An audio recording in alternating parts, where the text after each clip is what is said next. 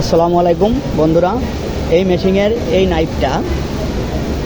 নাইফটা একবার পরলে কাটিংটা একটু কম হয়, এই জন্য দুইবার পালাতে হবে।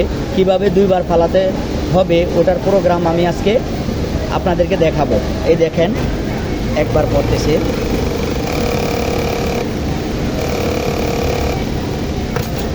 একবার পড়লো, এম বাটন চাপ দিতে হবে। এম বাটন চেপে 502 নম্বর প্রোগ্রামে এই যে এটা অফ করা আছে, এটা অন করে দিলে নাইফ আমার ডাবল পড়বে। অন করে দিলাম, এই সিলেক্ট বাটনটা একবার প্রেস করলাম। এবার দেখেন আমি চালাচ্ছি, ভিডিওটির সাথেই থাকেন।